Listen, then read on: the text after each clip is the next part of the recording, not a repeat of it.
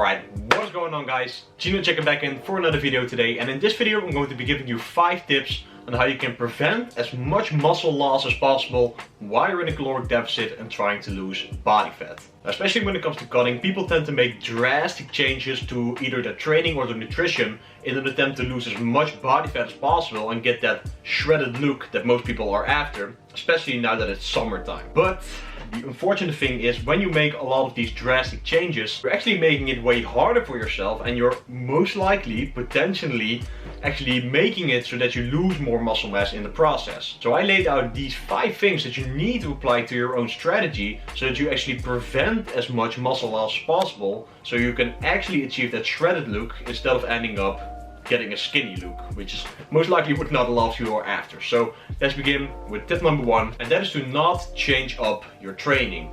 Now, when it comes to either bulking or cutting, your training should not change. When it comes to training for muscle mass in general, you should always strive to promote progressive overload, which means that you will provide your muscles with a bigger stimulus over time in order to actually hypertrophy the muscle, which will actually make it grow. Your number 1 focus when it comes to training while you're in a caloric deficit and trying to lose body fat should always be to maintain your strength.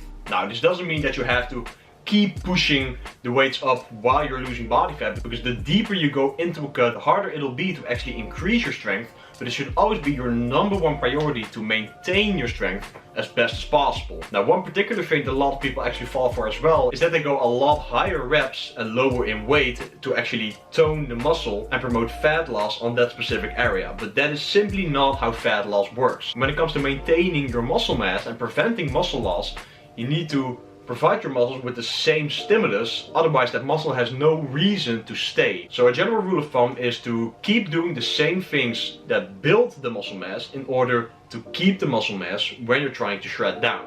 And when it comes to volume, you should try to maintain the same volume that you did when you were bulking, but you do have to keep your recovery in mind, because at the end of the day, when you get a lot leaner and you're at a lower body fat, you're a lot more fragile, and when it comes to recovery, you really need to pay close attention to how you're still able to perform in the gym without having too much fatigue building up. So once you start to notice that the same training volume that you did when you were bulking or starting a cut is getting too much now near the end of a cut, then you can choose to lower your volume just slightly. But keep in mind, you should always strive to maintain the most amount of volume that you are able to do and the most amount of weight that you are able to do for your specific programming. Alright, so moving on to tip number 2, and that is do not cut your calories too drastically. Now, I've run into this problem with a lot of clients of mine, and that is when people start a cut way below their caloric maintenance at around 1800 calories or something, with 2000 calories,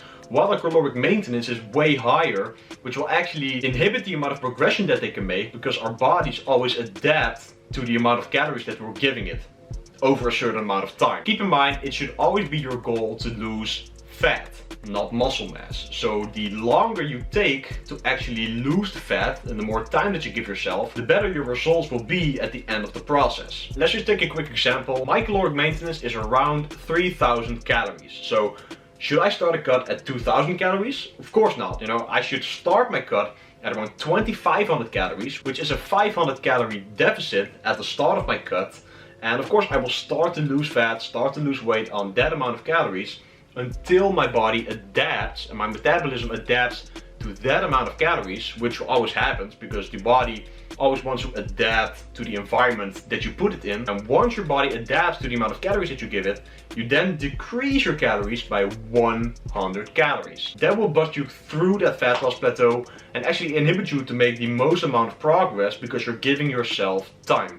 Like I said, our body will adapt to the amount of calories that we give it. So if we start at the bare minimum, as close to our BMR as possible, which is our basal metabolic rate, the least amount of progress that we can actually make. So by giving yourself enough time and actually gradually decreasing your calories, once your body starts to plateau on that certain amount of calories that you started your cut at, you'll give yourself more time, you're giving your body enough room to make enough progress, and you will see better results at the end of the process. You should be striving to lose around a half a kilogram or 1.1 pounds, or just a pound, per week in order to actually see adequate enough progress and giving yourself enough time to get to the body fat level that you actually want to be at. Alright, so tip number 3 is to eat enough protein. Now this may sound very logical, but a lot of people actually tend to struggle with this, especially if you don't know the exact reason you should be eating protein. Now especially when you're in a caloric deficit and you're not feeding your body enough to actually recover from all the training that you're doing, it is very essential that you're actually providing your muscles with enough building blocks, which come from the amino acids from the protein that we're eating, to actually recover from the intense workouts that we're doing. You should always strive to eat around, especially in a caloric deficit, 1 gram per pound of body weight or 2.2 grams per kilogram of body weight. This ensures that you have enough protein in your system to actually let the muscles recover from the intense workout that we're doing, recover the muscle damage that we're giving it, and ensure that you're keeping as much muscle mass as possible. Alright, tip number 4, when it comes to cardio, do not overdo it. Now I know it's very nice to eat more calories by simply doing a lot more cardio, but you have to keep in mind that the more intense cardio that you're doing, or the more cardio that you're doing in general, the more taxing it is on our central nervous system. Your number 1 priority should always be to prioritize your weight training to actually stimulate enough muscle fibers, maintain your volume in the gym so that you maintain as much muscle mass as possible. And if you're doing tons of cardio besides that, you will run into some recovery problems. You will notice that you will have less energy to actually hit your workouts, and you might have to deload more often, which isn't really optimal if you're in a caloric deficit. If you have to do a deload like every 4 weeks while you're in a caloric deficit,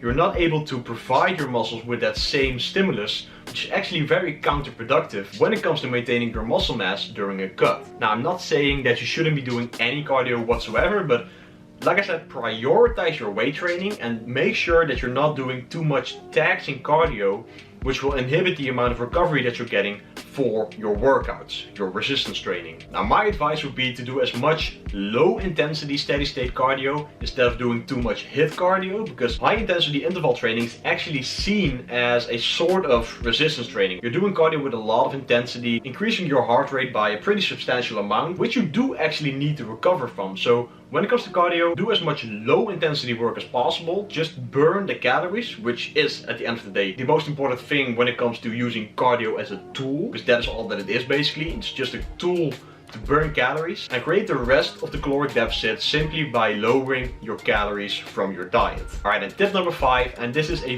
very important one, stress and sleep.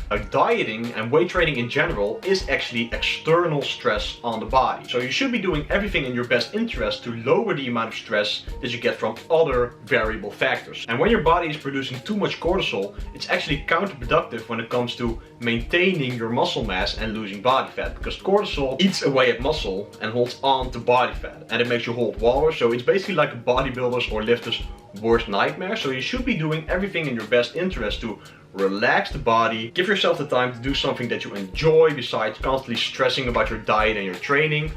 Things like meditation help, reading a book, playing a video game, or doing anything that you really like to do. To simply lay back, relax, take some deep breaths, and don't make life too hard on yourself, because when it comes to your results, it can actually have a bad effect on your results. So sleep is also a very important aspect. You should be striving to sleep around 7 to 8 hours per night.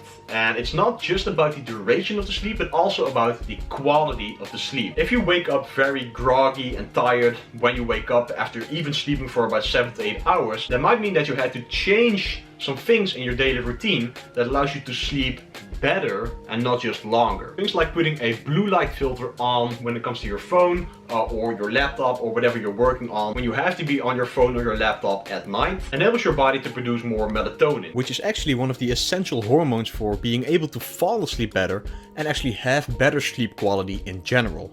Potentially lower your caffeine intake or cut it at around 2 p.m. in the afternoon. Caffeine also has a huge effect on the quality of your sleep, and especially if you take it late at night in the form of a pre-workout or some coffee or whatever. Since caffeine has a half-life duration of around 6 hours, it means that the amount of caffeine that you take in, there's actually still half of the amount of caffeine in your blood after around 6 hours. So if you take some pre-workout at around 6 p.m, that means that 6 hours later, when it's actually around bedtime, there's still half of that amount of caffeine in your blood. And that really messes with the amount of sleep that you might be getting, and especially the quality of the sleep that you're getting. So you're best off cutting your caffeine intake at around 2 p.m. to actually allow your body to get rid of the caffeine before it's actually time to sleep, to ensure that you're getting the most amount of sleep and the best quality of sleep, so that you recover well, lose the most amount of fat that you can while you're in a caloric deficit, and maintain the most amount of muscle mass that you can while you're trying to get shredded. Alright, and these are my 5 tips to prevent as much muscle loss on a cut as possible. If you have any questions regarding muscle loss or anything regarding a cut, then please let me know in the comments down below.